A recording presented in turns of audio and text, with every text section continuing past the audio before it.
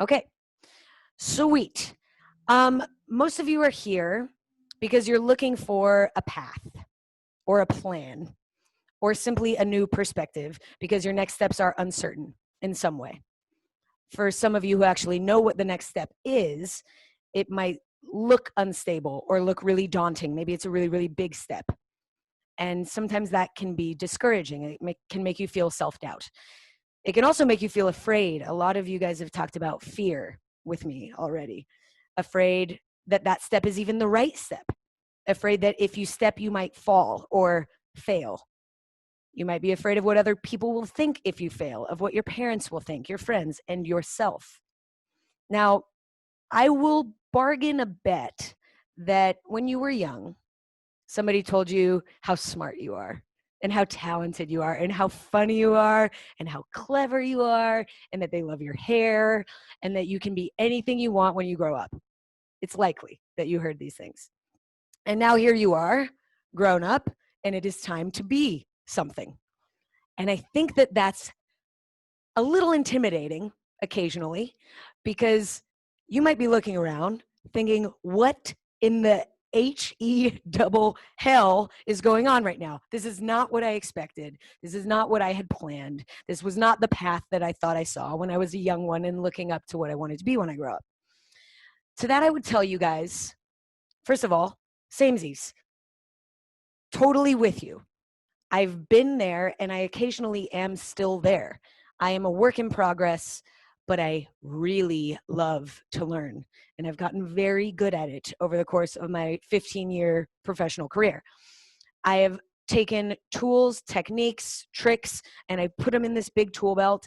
And really the only thing I love more than learning is sharing with you guys. So I do plan on being an open book to you. I want you to feel comfortable asking me anything. I will answer to the best of my ability. But more than being an open book to you guys, I want to help you write your own story. So over the course of this program, I will not guide you the way that a parent guides a child. I will not try to diagnose or fix you the way that a doctor treats a patient. Instead, I want you to think of me as a partner, as a teammate who is holding up a mirror that will show you yourself through your eyes instead of through the eyes of someone else, instead of through the eyes of your parent or your institution or your friends, through your very own eyes. Now, that's important to me because I won't always be there. The only person that will always be there for you in your life is you, by definition, right? And I want to tell you, I want to make it my job to help show you, when I hold that mirror up, to help show you your worthiness, that you are worthy of love, of success, of fulfilling your dreams. You are worthy of all of those things. And furthermore, you are worthy of them now. How do I know you are worthy of them without even having met you? It's certainly not because of wherever you graduated from. It's certainly not because you're dancers, and I believe dancers are great. It's because everyone is worthy of those things. And you are worthy of them now. I know that because everyone is worthy of those things always, all the time. You are as worthy of love today as you were when you entered school. You are as worthy of success right now as you will be when you leave this program. There is nothing on the timeline that says, now you get that, now you have that. All of those things, success, love, fulfillment, and beyond, are available to you right now. So when I hold that mirror up to you, it's my goal to show you your worthiness. It's my goal to help you become aware of your worthiness so that you can hold agency over your life and so that you can powerfully create whatever you want to create. Any questions? Okay, great. So we're going to start. If my job is to show you who you are, that's where we're going to start. We're going to start here. Oh, by the way, lucky you get to look at, for the next several courses, my very inconsistent writing. Turns out I mostly type. So written letters are going to be very inconsistent. We're going to start here. Who are you? And the first exercise we do today is going to help uncover your beliefs. I think our beliefs tell us a lot about who we are. So grab a pen and a writing material, and we will get right into this first exercise, revealing your beliefs. First question is, and I'll go ahead and write them up here so that nobody gets lost, is what do you believe about your life? What do you believe about your life?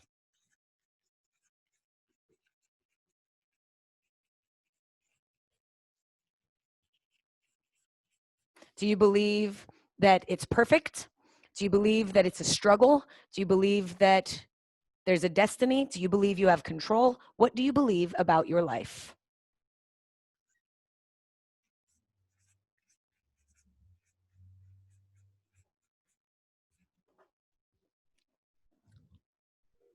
Can you guys read that? Maybe not. I'm going to go put that in a black pen. Next question is, what do you believe about yourself? What do you believe about yourself? Do you believe that you're brave? Do you believe that you're smart? Do you believe that you are lovable? What do you believe about yourself? I'm going to play catch up here.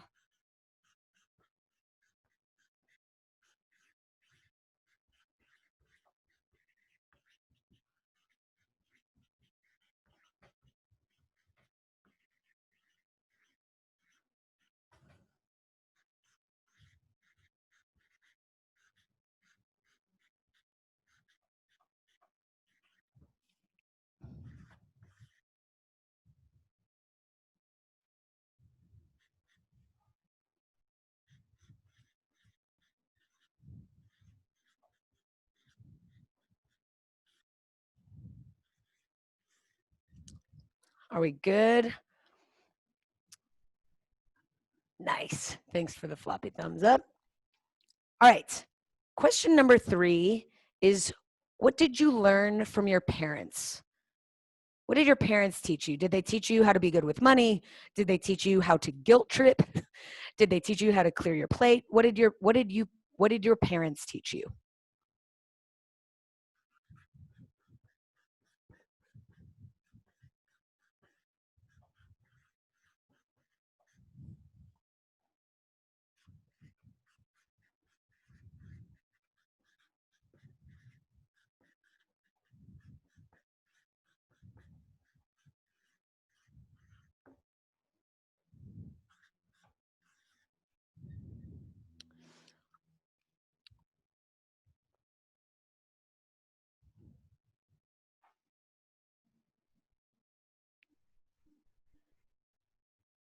What did your parents teach you?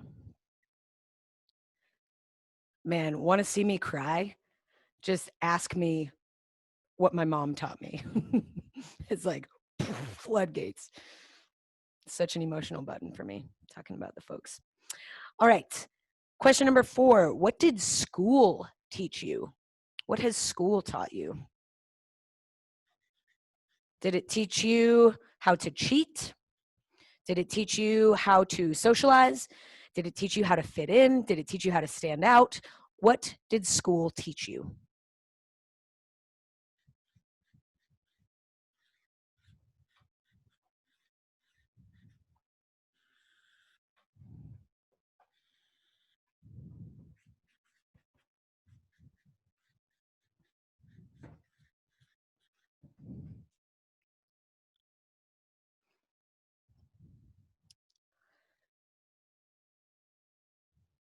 All right.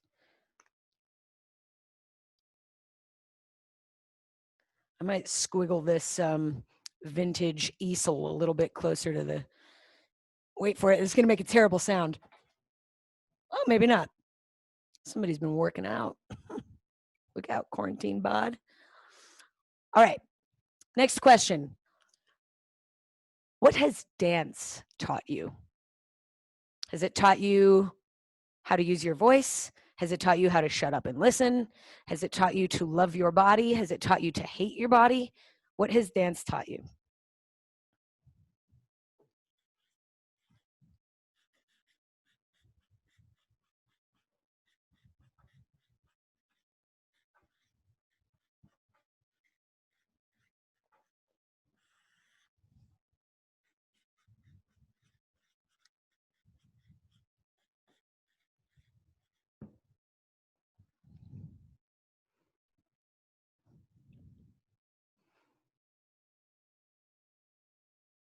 I think I wrote too big, you guys. I think we're going to run out of room. Next question. What do you believe about your dreams coming true? Do you believe that they definitely will? Do you believe that they will if you try hard? Do you believe that somebody else gets to decide that for you? What do you believe about your dreams coming true?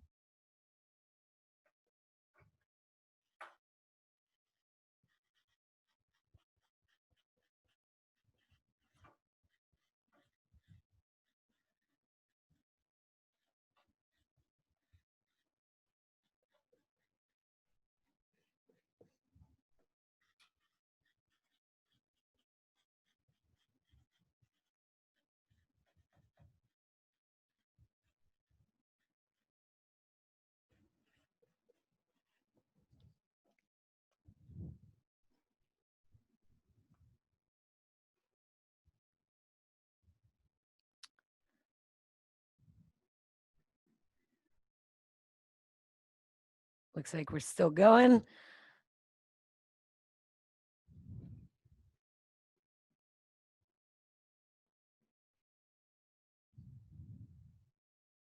Yeah, this is a tough one.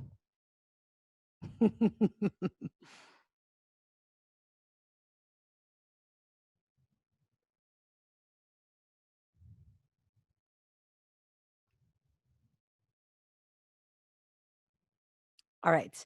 For the sake of time, I'll continue forward, but if you need more space for that, leave space and revisit that. Next question is, what do you believe about your ability to create? Do you believe you're a very creative person? Do you believe you're creating all the time? Do you believe you can only create in certain circumstances? Do you believe you work best in a group? What do you believe about your ability to create? I am going to Grand Plie in first position to do this one.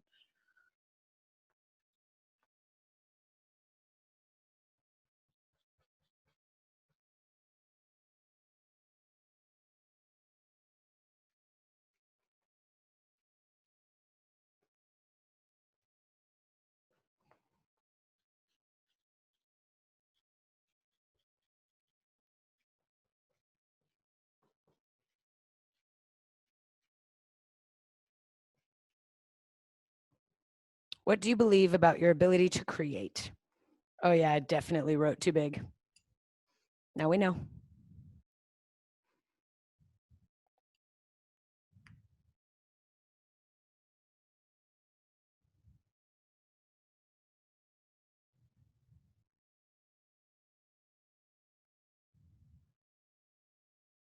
All right. Leave space if you need it. Final question. Why do you have the current results of your life? If you are a human that is living at home in between school, why? If you are a human that graduated, why? If you are a human that is moving to LA or New York to pursue dance, why? Why do you have your current situation?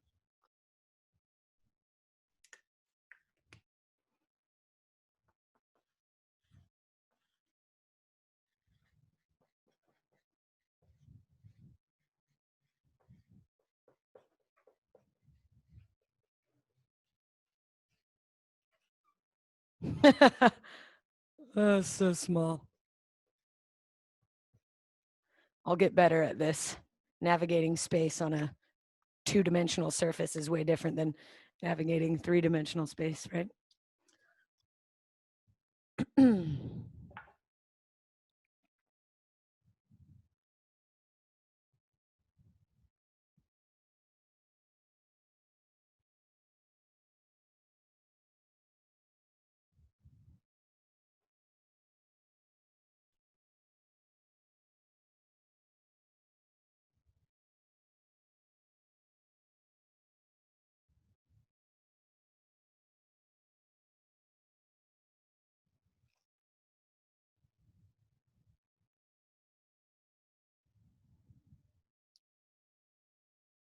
All right. Looks like we're rounding out.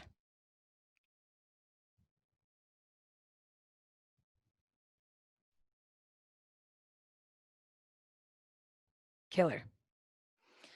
All right. So these are some of your beliefs. This is kind of it's sort of like looking through the keyhole into your life. This is certainly not the whole picture, but you'll see a little bit about yourself based on your answers to these questions. Yeah, those are your beliefs. What are beliefs?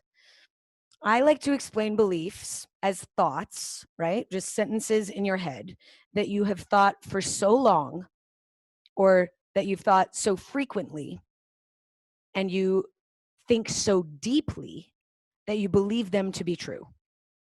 Beliefs are thoughts that you hold to be true because of how often you've felt them, how long you've felt them, so on and so forth. So let's quickly take a second to talk about the difference between beliefs and facts. This is a fun one. Facts are quite simply provable, measurable, indisputable, right? No matter who you ask, these are provable in a court of law. Facts are neutral. Facts cannot be changed. The temperature outside is 90 degrees, for example. Nobody could argue that. That is the temperature. Today is Monday. No, it's not. Today is Tuesday. Indisputable, right? Provable. They cannot be changed. Stuff like temperature, the number on the scale, a number in your bank account, other people, right? These are facts. The things that other people say, even unchangeable, indisputable. Those are the words that person said. Those are the facts. Now, our thoughts can be different from person to person. Those are subjective. Thoughts, again, are just a sentence in your head that you think about the fact. So let's put some thoughts and facts side by side so that we can have a little illustration here. Let's say the fact is that it is 62 degrees outside. I'm in Los Angeles. It is obviously not 62 degrees outside, but let's say it was 62 degrees outside. Somebody from Colorado might step outside and be like, yes, 62 degrees. This is beautiful. Board shorts, tank top. All right. Somebody from Vegas might step outside and say, no, thank you. I'm going to get a sweater. This is not for me. It's freezing. I hate it. The worst, right? Same neutral circumstance, two different thoughts. Let's take stepping onto a scale, for example. Let's say I step on a scale and the number reads 200. Some person might think, I'm fat. I'm fat. That's awful. Somebody maybe who used to weigh 350 pounds might step on that scale and say, 200 pounds? I'm so thin. This is great, right? Same neutral fact, different thoughts. Let's just one more fun one just because it's fun. The President of the United States of America is Donald Trump. Fact, right? Not until I give it a thought, he's an idiot, or he's the best thing that ever happened to this country, does that have any emotional ranking in my life. It's the thinking about the thing that gives it a positive or a negative attribute, not the thing itself. The thing itself is neutral until the person thinks of it. Yeah. So now that you see the difference between thoughts and facts, let's talk about why that matters.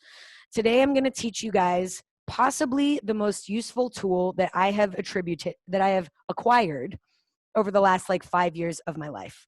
The tool is called the thought model, but sometimes I refer to it affectionately as the model.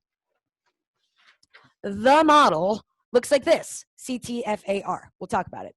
The model was created by a woman named Brooke Castillo. And before I go any further, I want to say this. Models are not always right, but they are often very helpful. This model has been more helpful to me in the past 5 years of my life than almost anything else. Yeah.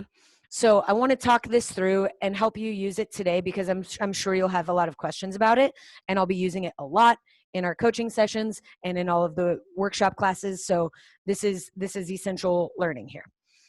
Let's start at the very beginning. By the way, this looks like a linear concept, but it's really not. Try not to think of it as linear. I'll get back to that. The C line, C stands for circumstance, synonym of fact. Circumstances are facts. Facts are the neutral evidence, not evidence, neutral occurrences in the world, right? They can't be changed. They're measurable. They're indisputable, provable in a court of law. Circumstance. Oh, you guys will also get to watch me spell in real time. Not my strength. Circumstances, we've already talked about. We've talked about facts. They lead to thoughts. We've already talked about those too. Sentences in your head. I read somewhere that you have like 60,000 thoughts per day.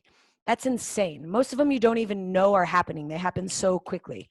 For example, the Arizonian who steps out in 62-degree weather says it's freezing. They don't think about thinking that thought just happens. Our thoughts, unlike circumstances, can be changed. Let's say that person, for example, that person in Vegas moves to Colorado for 3 years. Eventually, they step outside in 62-degree weather and they're like, yeah, this is pretty nice. Thoughts can be changed. Facts cannot. 62 degrees is 62 degrees. Thoughts in this thought model, so there's a little arrow here. Thoughts lead to feelings, my favorite subject.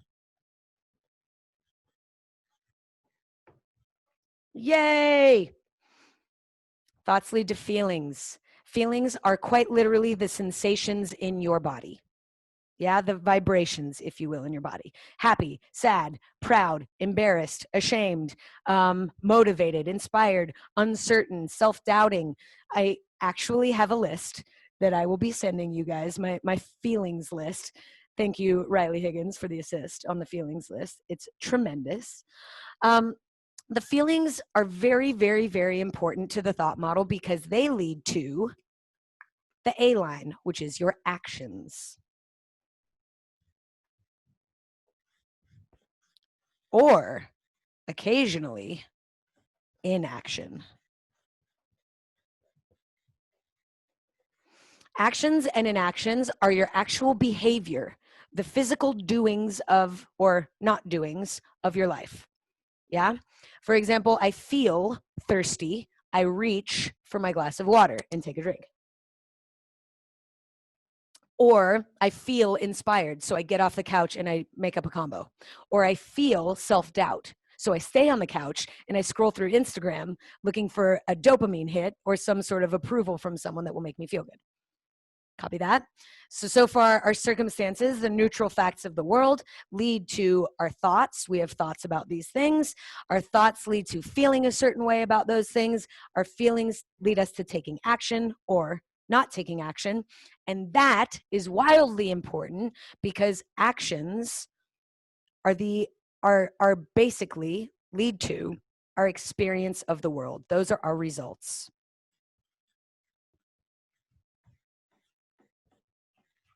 Our results are the effect of the actions. Our results are our experience of the world. So let's talk that through one more time, top to bottom. Circumstances, neutral facts out there in the world, weight, things people said, things themselves, numbers, days, the school you went to, your past. Thoughts are simply sentences in your head. You have a lot of them. Thoughts lead to feelings. Feelings, I believe, are naturally distributed.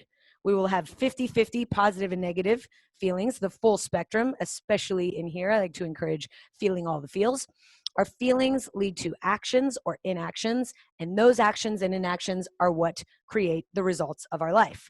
Now, here is the cherry on top, or in this case, the cherry on the bottom. This is where it gets really powerful. Our results are always proof of the thought. Our results are not proof of the circumstance. And here's why that's important. Results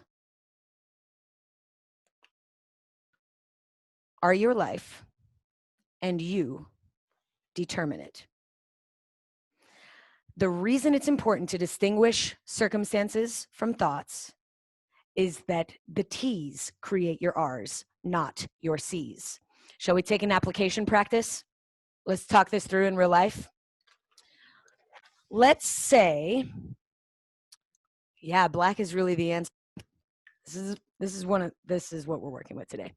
Let's say the circumstance is I got cut from an audition, right? neutral, neutral and provable. The person running the audition says, "No, thank you," into my ear. And that means you're cut. You leave, you did not get the job. So cut from audition.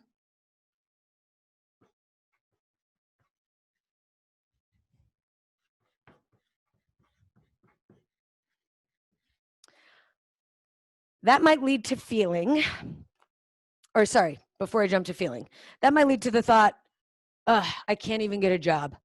I'm useless. I suck. Everybody's better than me. I'm not good enough. I can't even get a job.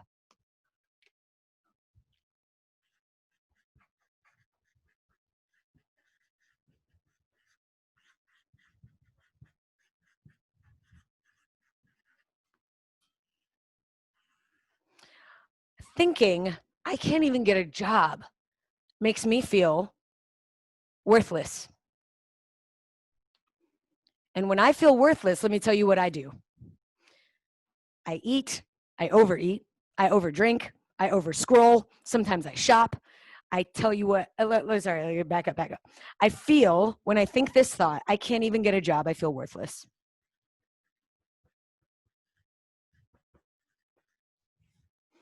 When I feel worthless, I scroll, shop, eat, drink, and ooh, here's one that really happens. Gossip about those people who maybe didn't get cut. So those are the actions that result from me feeling worthless. When I do these things, when I spend my entire day doing those things, the result is that I do not get any better. I do not get any jobs. Actions like this keep me jobless. So that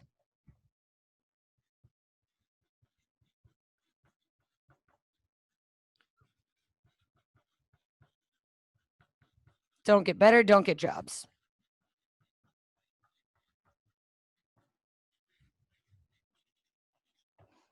That is proof of this first thought. When my first thought is, I can't even get a job, I feel worthless, I eat, I scroll. I'll tell you what I don't do is train, network, interact, put myself out there more. I stay inside.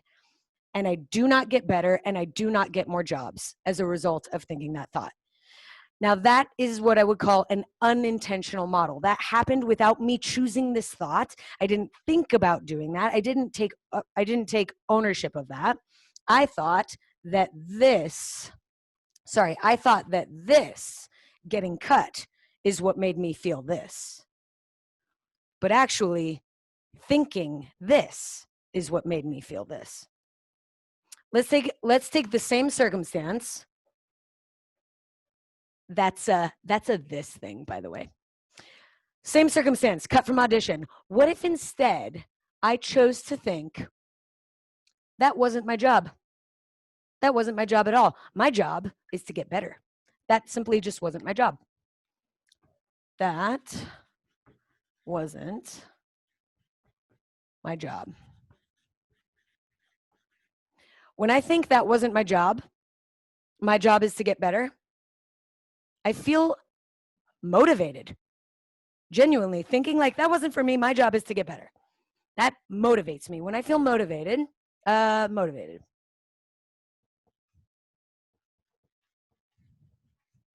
When I feel motivated, I train, I network, I eat healthy and mindfully. I engage with my community.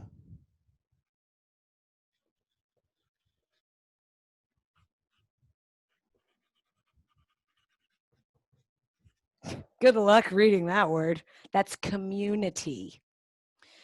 So as a result of training, networking, eating healthily, engaging with my community, I create work for myself. I am improving and I am making job opportunities for myself. I'm better, improvement, improve. and job ops. Okay, can you see how taking ownership, authoring that first thought, dramatically changes the result? Very, very important stuff here. Very, very important stuff. Okay, let's do another recap and then I'll take some questions. And this is, I really do want you to have questions about this because I want you to understand and be able to do it for yourself. The circumstances, facts, neutral, unchangeable. Your thoughts, response to this, definitely changeable. We are human beings. We have, over any other living thing on the earth, a prefrontal cortex that is in ratio relative to the rest of our brain, very, very large. So we get to both be the parent and the child of our own lives. My primitive brain might say, cookie, cookie, give me cookie. And my prefrontal cortex might say, oh, we're not doing that this week, honey. We're doing sugar only on Tuesday of next week. That's so-and-so's birthday party. You're going to have a cake. You're going to be fine. And then primitive brain is like, wah, but then it gets over it because it finds something else that it wants. Do you understand? So those are our thoughts. Our feelings are just the sensations of our body, inside of our body. Feelings lead to actions or inactions, and actions create the results of our life. The results are proof of that first thought. And that is why it is important to separate these, because you cannot change these, but you can change these. And those create the experience of your life. Are there any questions?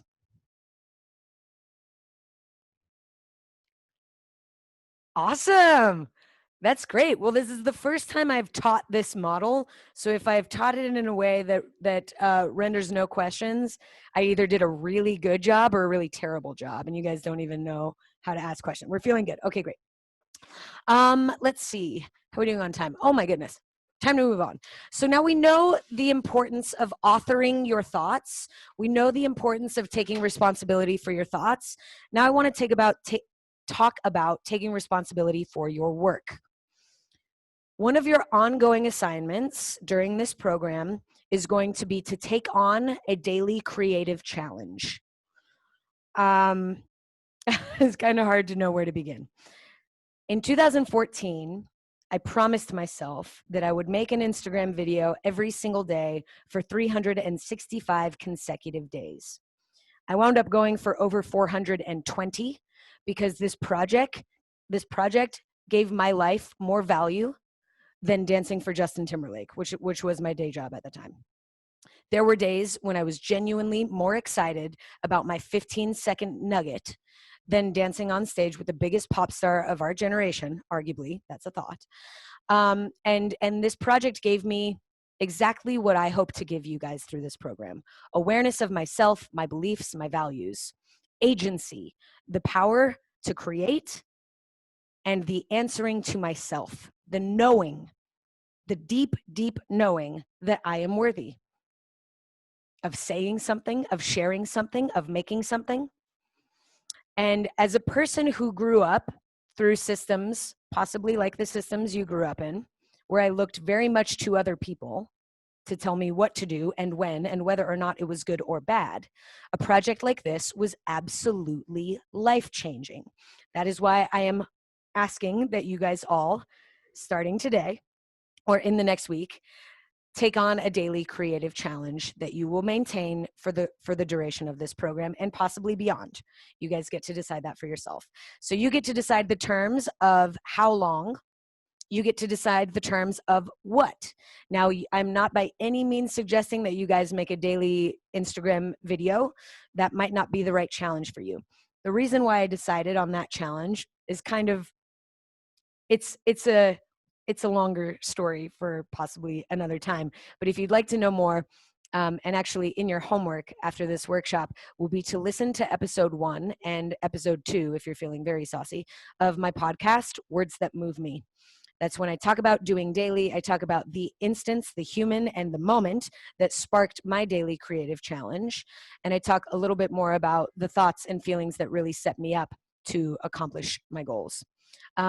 Yes, listen to episode 1 and listen to episode 2 for sure. Episode 2 tells you a lot about how to actually make that happen. Some of the tools I used, some of the thoughts that I thought, and so on and so forth. So, by next week, I want you to have made and signed a contract with yourself about your project. Again, I know we're all in different places, in different times of our life. Some of you may or may not be working multiple jobs. I really recommend that you make this challenge something that you can do, but that you feel a little uncomfortable doing.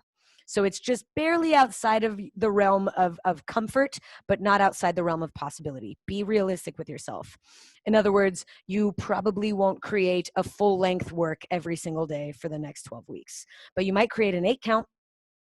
You might be able to take a photo every single day for the next 12 weeks. You might be able to freestyle to one song every single day for the next 12 weeks. So decide on what that creative challenge is. One of the things that's going to help you decide on what that is what needs work. When I was a person, before I took on my creative challenge, I had ideas a mile a minute. Wouldn't it be funny if, oh my God, it'd be so cool if I had ideas and I have talent coming out my ears and other orifices. But what I lacked was follow through. I very rarely shipped. I very rarely delivered the art product, I'll call it, the creative thing. Having ideas all the time, making stuff almost never. So my goal was to ship something every single day. Every single day, I shared my creative work, my idea, with the world. It was very interesting at the time. This is 2014, and social media was a very different space than it is today in some ways, and very similar in others. The most important similarity right now is the immediate feedback loop. Almost instantly, I put a thing out in the world and I know more or less how people feel about it. I know what they respond well to. I know what they don't respond well to. For me, sharing was a major part of my project. It doesn't need to be for all of you. If you're already very good at sharing and already very natural in this immediate feedback loop, then maybe your job is thinking for yourself. Maybe your job is without any social influence. Do you believe that your product is valuable? Do you believe that it's worthy? Do you believe in its value? Right? So this will take a little bit of soul searching. Again, I really encourage you to listen to all of episode 1, all of episode 2 to talk about how this project came up and how you might help yourself define your daily project. And if you do decide to share, you can share with this team. You can share with the greater world, you can share with us, but this is absolutely designed to be a safe space and an opportunity for you to grow in an area that right now might be in need of some growth. Copy that? Okay, great. You guys, that was a massive amount of information for one class. I mean, I could probably spend 2 classes just talking about the model by itself. And then I have already spent hours talking about doing daily. That's why I'm sending you straight to that podcast. But while we're all here, do you guys have any questions for me about what we've covered or about my experience with doing daily? Or any questions that you have coming into week 1 in general? I will interject for 1 second and say if you want specific answers to doing daily during Corona times, if you listen to episode 27, which is called Redoing Daily, that's another really good bite for doing daily. Thank you, Malia. Yes, Malia, our technical director and man behind the curtain. Yeah, that's true. I did revisit the subject of doing daily just a few weeks ago, actually, as I noticed during this time of quarantine and civil unrest, there has been a lot of drop off in the daily doing, a lot of thoughts, sentences in our head about what Instagram exists for, a lot of thoughts about what is important and what is no longer important. In episode 12, where did 12 even come from? In episode 27, I make the argument for doing daily because of those things that are happening in the world. Because if it is your desire to have a deeper awareness, understanding, and compassion for yourself and the world around you, I cannot think of a better way to achieve those things. I simply can't think of a better way to to start strengthening those muscles than by having constant conversations with yourself about what you want to do, what you want to make, what you want to contribute to the world. And anytime you make something, you must look out to the world. You look out to the world for material. You look out to the world for inspiration. You look out to the world for your audience. Doing daily requires equal parts looking in and looking out. And that is why it is lesson number one, week number one, the most important thing that I can offer you, because it gives you awareness, it gives you agency, and it gives you tremendous power. Because you still, even after all that conversing that we just did, might be thinking that before you feel successful, you have to be booked and blessed. You might be thinking that before you can feel loved, your work has to be universally adored and admired. You might still be thinking that before you can pursue your dreams, the world has to stabilize. No, my friends, those are thoughts. Those are optional. Copy that? All right. Any other questions? Yes, Noga. So I learned about the model about like 6 months ago, and Okay. it was also this like moment of realizing that. Yeah. But I was wondering, you know, in the moment when you're going through that circumstance, how did you like find that self-responsibility to actually practice the model, even though you knew about it, but it's like actually using it? Awesome, awesome question. So in all of the moments, and there are a constant stream of moments of our lives, some might get fumbled. My favorite question to ask myself, and my default question, is what are you making that mean? Someone says something to me that makes my skin catch on fire and I get very uncomfortable. I ask myself immediately, what am I making that mean? Their words by themselves, the words that they said are neutral. Or the getting cut at the audition, actually neutral. What am I making it mean? Am I making it mean that I suck? Am I making it mean that I'm stupid? Am I making it mean that they're better than me or that they suck and they're stupid? What am I making it mean? And by asking that question, I basically power on my prefrontal cortex, the part of my brain that gets to decide what I make things mean. So I try as often as I can to ask that question, or I ask this another one of my favorite circumstance in the moment questions is, so what? So what? So what someone just said these words to me? So what I just got cut? So what? And the other most important thing, oh man, it's slipping. Where did it go? I pretend to be someone else for a second. What would someone else make of this moment? What would Dana make of this moment? What would that girl who books all the jobs make of the moment that she gets cut? She'd probably be like, oh, thank God, because I've got 3 more today and now I get to retouch my makeup. You know what I'm saying? What would someone else think? What am I making it mean? And so what? Great question, Noga. Thank you. Anybody else? Questions? Yes, Naya. About the doing daily, and I know like it's not every day we are feeling inspired or feeling good, and I want to know what is the motivation you use when you're not feeling very good at that day, you know, like about the model. If you are not feeling good, how you can have this action to do the doing daily? Oh man, I really love this question.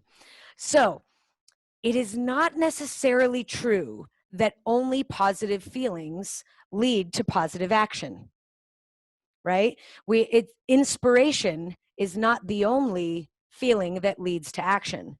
For example, determination, right? If I asked you to put determined on a big emotional, like, where's my thing? If this is all the feelings in the world, and these were happy and these were sad, where would you put determined?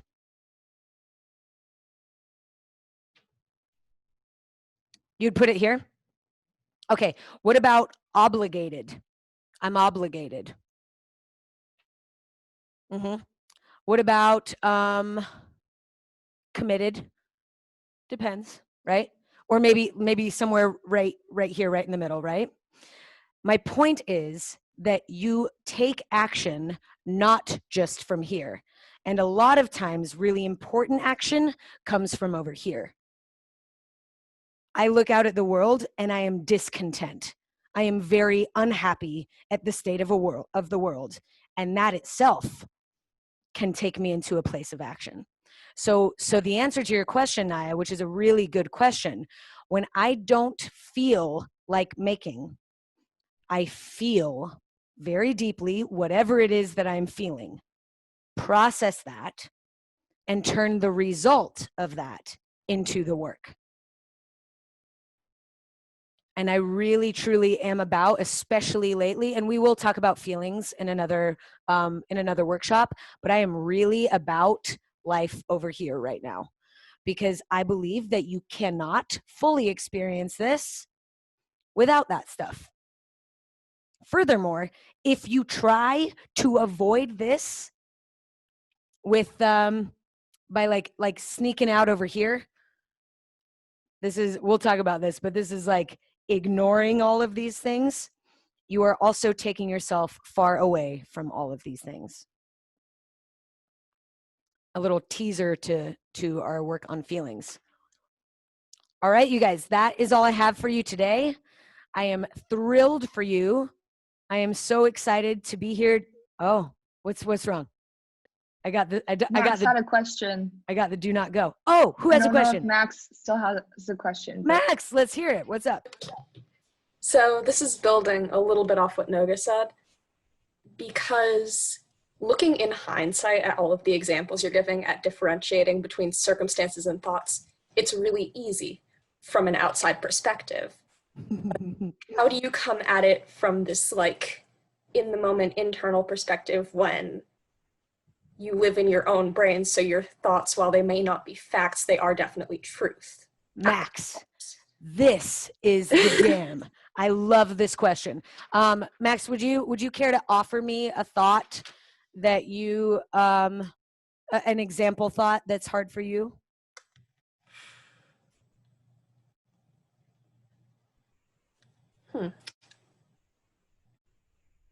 Max, this is you. Thank you, Dana. I look beautiful. You're welcome. You're welcome. This is you. The thought, just, it doesn't need to be your personal thought. It can be any thought that might be hard to acknowledge in the moment. Yeah, let's go. I don't have the energy to create something. Ooh, okay. Don't have energy.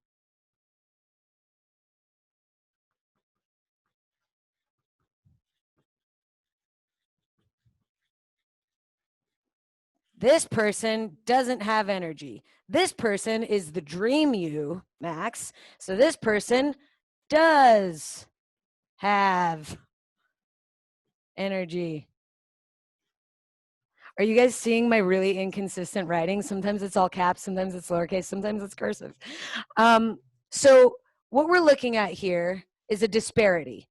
We have the self that we believe we are, which is a person without energy. And then we have the self that we know we could be if we just changed our thoughts. What I would like to tell you is there are many versions of you in between that person and this person. It is very hard to just jump this gap and become the person that wants to make something. How are you going to be a person that doesn't want to do something and then just be the person who does? I will tell you. You're going to give all of these in-between people new thoughts that help you get to this thought. I call them monkey bar thoughts. I'm imagining that like I'm currently swinging on the bar that says I don't want to do this, and over there is I do want to do this. And I can't reach that one all the way, so in between here and there, I don't want to do this. I'm going to grab, it feels really good when I want to make. I wanted to make almost all day yesterday. yesterday when I made it, it felt this good. That was amazing. Really like that moment. And then my next thought is, okay, you know what? I actually do. I have a couple ideas that I could knock out today. Might not be my best work, but this like monkey bar thoughts, looks like a football, but it's a monkey bar. Those monkey bar thoughts help you get here. That is a great question, Max. So in your homework for today, or for this week, you'll have what's called a new thought brainstorm. So you're going to really inspect the thoughts that you have on a daily basis, and you're going to decide the thoughts that you want to have. Throw a lot of them out there. I'll give you several examples, and then even try making monkey bar thoughts between the thoughts that you're having currently and the thoughts that you'd like to be having. Copy that? Team, awesome week 1. Thank you so much for being here. I am thrilled for you. Keep your eyes on the Slack, and I will talk to you very soon.